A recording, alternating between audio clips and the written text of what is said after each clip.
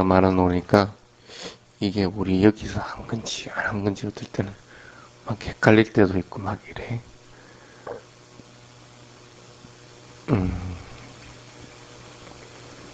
오늘은 목요 탁발법회 날입니다. 조금 전에 스님에게 공양을 올렸는데 공양 올리는 것을 부처님 당시 때 일화를 가지고 한번 얘기를 해보겠습니다. 아리야라는 게 무슨 뜻입니까? 성스럽다는 그런 뜻이죠. 지윗다라고 할 것 같으면. 여러분들 생명을 뭐라고 그래? 생명을 지화라고 그러죠. 그 지윗다라고 같으면 생활을 얘기해. 살아가는 것. 성스럽게 살아가는 것이 어떤 것인가 하는 부분입니다.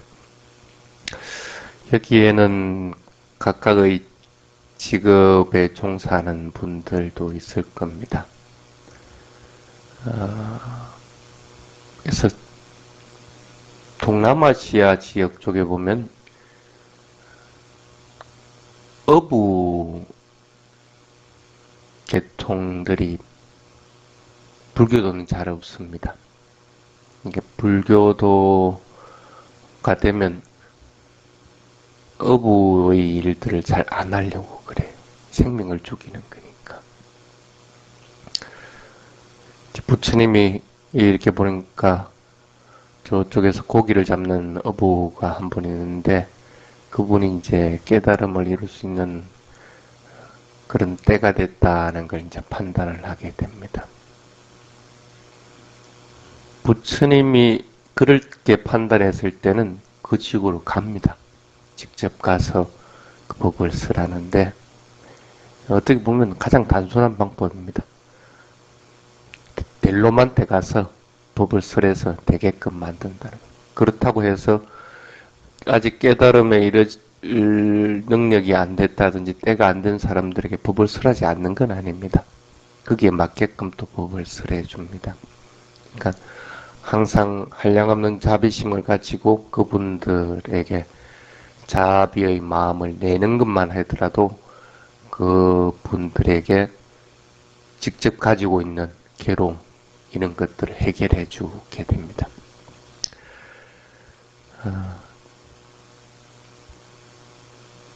그래서 일반적인 사람들은 그런 때가 안 됐을 경우에는 부처님이 그런 자애심을 가지고 그 문제를 들어주고 또 그 사람들에게 괴로움으로부터 벗어나서 행복하게 되는 방법을 이렇게 가르쳐 줍니다.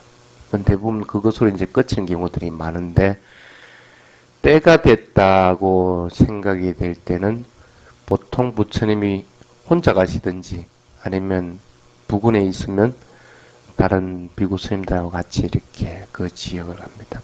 이때는 비구 스님들하고 같이 탁발을 가던 때였습니다.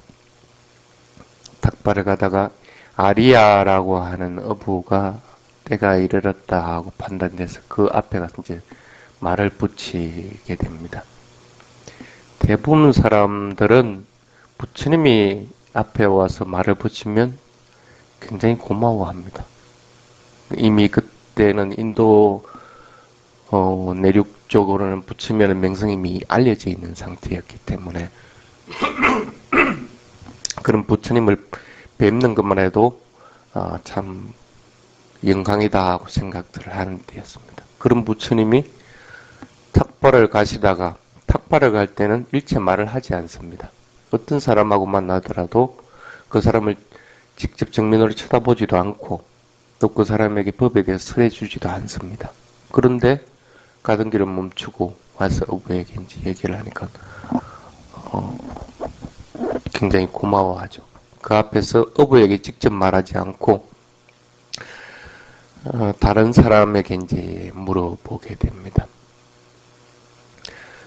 근데 이제 그거 하기 전에 부처님이 왜 깨달음에 이르렀다고 그런 시기가 이르렀다고 생각되는 사람에게는 직접 찾아가느냐 하면 여러분도 알다시피 깨달음은 누구에게나 깨달음의 문은 열려 있습니다. 그래서 누구든지 깨달음에 이를 수가 있습니다. 근데 다 그렇게 됩니까? 보통 사람들은 깨달음보다는 욕망에 휩싸여서 살아갑니다. 그래서 해탈해야 되겠다는 것에 대해서 그렇게 흥미를 가지지 못하게 됩니다. 누구든지 이해는 하는데 마음이라는 것이 그런 겁니다. 아이가 지금 공부해야 된다는 건 압니다. 근데 부모가 공부하라 한다 해서 공부합니까?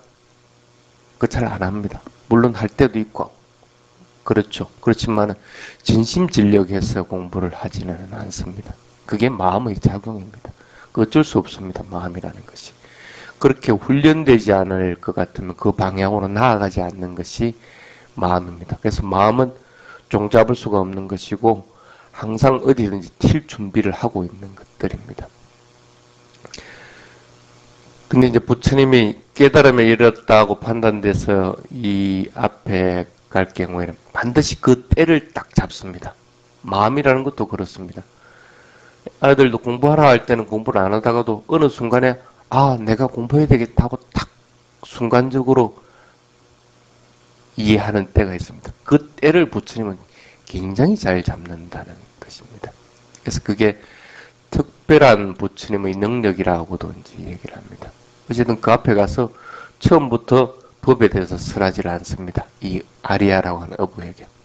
예를 들어서 아난다에게 물어봅니다. 아난다야, 너는 이름이 뭐냐? 아난다라는 게 그래서 이제 아난다는 스승님 나는 이름이 아난다입니다. 그래. 그러면 너는 부처님을 따라서 출가를 해서 항상 마음의 기쁨을 가지고 있고 고민하고 괴로워하는 것이 없기 때문에 안한다는 이름에 어울린다 하고 얘기합니다. 안한다는 뜻이 기쁘다는 그런 뜻입니다. 또 옆에 다른 스님에게 물으면 너는 이름이 뭐냐? 스승님 저는 이름이 뿐야입니다. 뿐야는 여러분들 알죠? 그래서 공덕이라는 그런 뜻이 되는데 공덕을 쌓는다, 인격을 완성한다 하는 그런 뜻입니다. 그래서 너는 나쁜 행위를 하지 않고 공덕행을 자꾸 쌓고 마음의 단점들 이런 것들을 없앴기 때문에 인격을 완성한 자다. 그래서 분야라는 이름을 지닐 자격이 있다 하고 얘기합니다. 또 옆에 스님한테 물습니다. 스승님 저는 밧띠아입니다. 밧띠아라는 뜻은 바르다, 선하다 하는 그런 뜻입니다. 그래서 너는 선하지 않는 것, 불선을 없애고 선에 이르는 사람이다. 선의 경지에 이르는 사람이다. 그렇기 때문에 밧띠야, 밧다라는 이름을 지니기에 적당하다. 또 너는 이름이 뭐냐? 스님, 저는 마하나마입니다. 마하나마는 최상, 그리고 요즘 말로 하면 대통령이라는 그런 뜻입니다. 최상의 경지에 이르렀다 하는 거예요. 그래서 너는 깨달음을 이루어서 윤회를 뛰어넘어버려서 해탈에 이르는 최상의 경지에 이르는 자다. 그러므로 너는 마하나마라는 이름을 얻을 자격이 있다 하고 이렇게 칭찬을 하거든. 그러니까 어부 아리아의 입장에서는 기대가 된단 말이에요. 자기 이름 물어보면 자기 이름에 대해 칭찬할 거니까. 이게 보통 이름들은 보면 여러분들도 이름 부모님이 나쁜 이름 지어주는 사람이 있습니까? 그건 없죠. 대부분 좋은 이름을 이렇게 지어줍니다. 그래서 그 뜻풀이를 해보면 대부분 사람들은 참 좋은 이름입니다. 아무리 발음이 나쁘다고 하더라도 우리 여기 수속같이 발음하기는 좀 하지만 의미는 굉장히 좋은 의미들이거든. 다들 이름들이 그렇단 말이에요. 근데 이름이라는 것은 어쨌든 명칭입니다. 명칭일 뿐인데 그래서 그게 너무 집착을 해서도 안 되지만 그걸 또 지나쳐서도 안 됩니다. 그러니까 가끔씩 그렇죠. 이름값 해라 하고 얘기들 하죠. 자기 이름에 대해서 지지 말아라. 어떤 면에서는 그 이름을 받았을 경우에는 그 이름에 걸맞게끔 살아가야 된다는 의미를 지니고 있습니다. 그래서 이름은 단순한 명칭이지만은 그 명칭 이상의 의미들을 가지고 있다는 거죠. 자기 자신에게 끊임없이 경책하는 그런 의미들을 가지고 있습니다. 어쨌든 아리아에게 물어봅니다. 아리아는 여러분들 알다시피 성스럽다는 그런 뜻입니다. 너는 이름이 뭐냐? 그러니까 아리아입니다. 그러니까 아리아에 대해서 얼마나 그 부처님이 칭찬할 말이 많겠어. 근데 부처님이 너는 아리아란 이름을 받을 자격이 없다 하고 얘기를 하거든. 아리아라는 것은 생명을 죽이지 않고 모든 생명들을 사랑하고 그 생명의 목숨을 빼앗지 않는 삶을 살아가는 자에게 아리아라고 부르는 것이지 너와 같이 생명을 죽이는 고기잡이 하는 사람에게 아리아는 이름은 가당치 않다 하고 얘기를 합니다. 이 아리아라는 단어는 그때 당시에 인도에서는 다른 종교에서는 쓰지 않았던 단어입니다. 이름에서는 물론 아리아라는 이름을 쓸 수가 있죠. 그렇지만은 어느 서성이든 그 서성이 가르칠 때 용어로서 아리아라는 이름을 쓰질 않았습니다. 굉장히 조심스러워했던 단어입니다. 그런데 부처님은 당당하게 쓰셨거든. 아리아 아탕기쿠 맞고. 그러니까 삼법인 할 때도 성스러운 세 가지 진리, 사성제 할 때도 성스러운 네 가지 진리, 팔정성도 할 때도 마찬가지고. 이렇게 아리아라는 단어는 굉장히 많이 있었습니다. 근데 인도 사람들이 아리아를 받아들일 때는 어떤 의미들을 가지고 있느냐 하면 그 기원전 1500년경에 이 아리아 종족이 인도로 넘어옵니다. 그래서 옛날에 가지고 있던 모헨조다로라는 문명들을 갖다가 고대 문명이죠. 그걸 갖다가 붕괴시키면서 인도의 새로운 문명을 갖다가 만든 종족입니다. 그래서 그 의미에는 뭐냐면 우리는 너희들보다 뛰어나다 하는 그런 의미들을 항상 가지고 있습니다. 그래서 아리아 종족이라 할 것 같으면 일단은 내가 좀 우울감에 젖어드는 그런 현상들을 가집니다. 스리랑카에서 분쟁이 얼마 전에 이제 거의 종식이 됐는데 계속 저렇게 분쟁이 일어났던 근본적인 이유가 뭐냐면 아리아 종족의 혈통을 받았던 게 싱할라 종족이다 하고 생각들을 하기 때문에. 근데 타밀 종족이라는 것은 옛날 전에 아리아 종족이 들어오기 전에 있었던 고대 문명들이 있던 그 종족 중에 하나라. 그러니까 그 종족은 아리아 종족에 비해서 하층하다고 생각을 하는. 그러니까 인도의 대도수 그 70%에 이르는 싱할라 종족은 타밀 종족에 대해서 자기보다 아래로 놓게 돼요. 그러니까 이게 조정이 안 되는 거라. 사실은 그렇게 해서는 안 되는데 누구든지 생명은 평등한 것인데도 어쨌든 인도에서는 아리아라는 이름 자체는 그런 의미들을 내포하고 있기 때문에 다른 종교 지도자들은 이 단어를 쓰기를 꺼려했습니다. 그래서 안 썼는데 부처님이 이제 가감하게 씁니다. 근데 그 아리아라는 의미 자체를 변형을 시킵니다.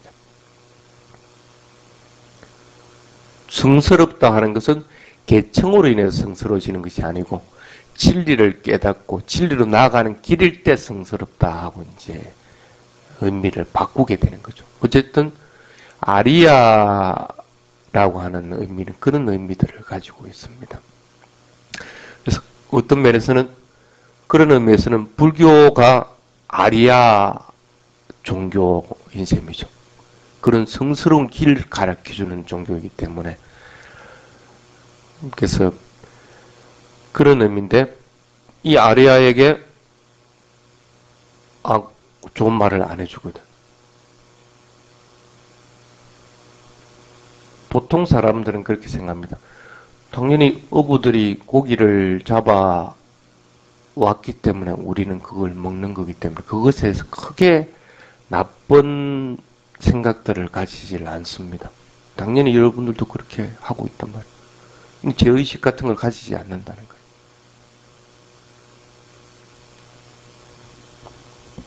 그래서 생명을 빼앗는 행위를 하는 그런 생활을 하는 것들을 그냥 눈 덮어두는 경우들이 많이 있습니다. 그럴 수도 있지. 뭐 살아가기 위한 방편이지 하고. 근데 부처님은 분명하게 얘기해도 틀렸다는 거라. 그것은 성스러운 게 아니다는 거야.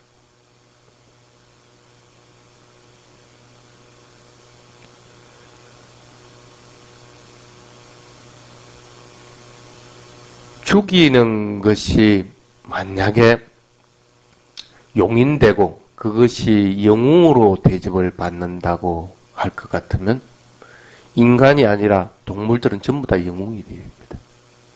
동물들은 자기가 살기 위해서 다른 짐승을 잡아먹어야 됩니다.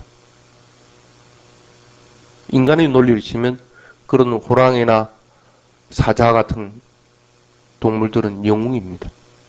아주 추앙받아야 될 그런 겁니다. 그런데도 부처님은 동물의 세계는 인간보다 낮은 계층이라고. 왜 그렇게 했습니까? 남의 생명을 빼앗는 것들이기 때문에.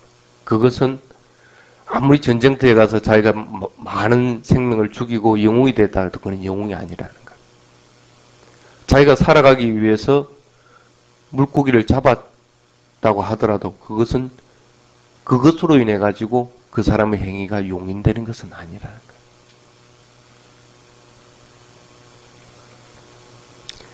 불교는 그런 겁니다. 내가 싫어하는 사람도 또 나를 싫어하는 사람도 다 행복하기를 하고 바라는 것이 불교입니다. 내가 좋아하는 것만 행복하기를, 좋아하는 사람들만 행복하기를 하고 얘기하는 것이 아니라 모든 중생, 싫어하는 사람들까지도 다 행복하기를 하고 바라는 거예요. 그래서 가끔씩 스님이 그런 얘기하죠. 모기 잡지 말아라.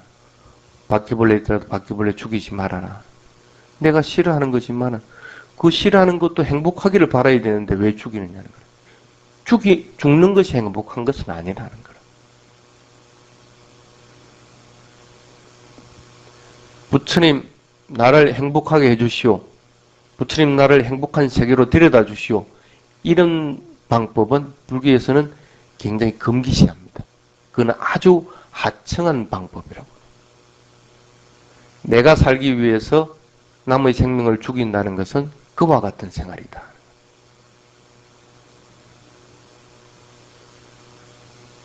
다른 사람들은 다 칭찬하다가 그 자기 그 좋은 이름을 가지고 부처님이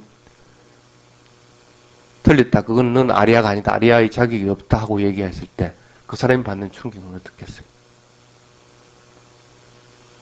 아, 아니구나. 내가 바르게 살아가는 것이 아니구나. 그때 정신이 번쩍 듭니다. 부처님은 그걸 찾은 거라, 그걸. 칭찬해주라면 얼마든지 칭찬해주겠지. 아, 그래. 열심히 잘 사시오. 아리안 이름이 얼마나 좋은 거냐. 그게 맞게끔 잘 살아가시오. 그렇게 얘기하면 그 사람은 영원히 그 고기 잡는 것들을 바꾸지를 못해. 그걸 버리지를 못하는 거야.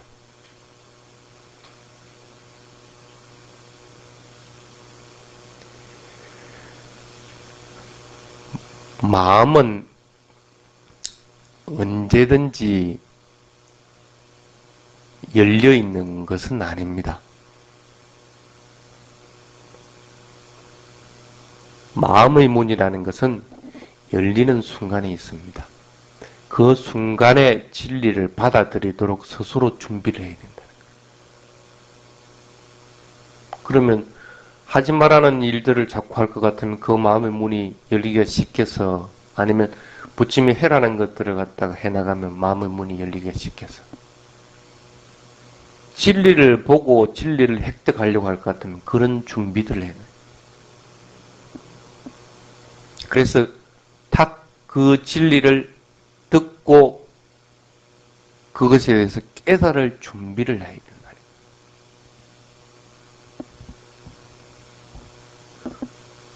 불교라는 것은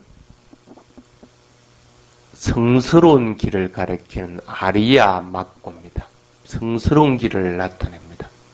그렇다고 해서 누구든지 그 성스러운 길을 선택하는 것은 아닙니다. 그렇다고 해가지고 그 성스러운 길이 아니게 되는 것은 아니라는 거예요. 그 길은 분명하게 있다는 거예요. 그 길을 가고 그 길에 대해서 도화가에 이르려고 같으면 내 자신이 마음이 언제든지 깨어있을 준비를 해야 된다.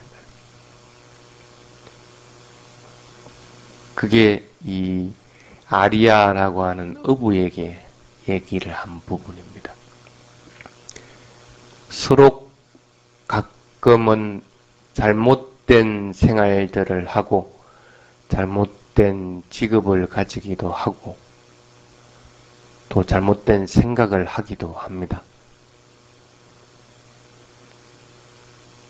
그러면 이 얘기를 들으면 빨리 바꾸도록 해야 된다. 바꾸고 다른 핑계를 대지 말는 거. 아, 살기 위해서 어쩔 수 없었다. 뭐 살기 위해서는 그러면 뭐 사자는 뭐 남의 생명을 죽였는데 그것도 용인해야 되는 거라. 불교적으로 생각하면 그것은 생명을 빼앗는 것일 뿐이라는 거예요. 그러면 영원히 그런 윤회 세계에 떠돌 수밖에 없다는 거예요. 성스러운 길로서 생각을 하도록 자꾸 노력을 해야 된다는 뜻입니다.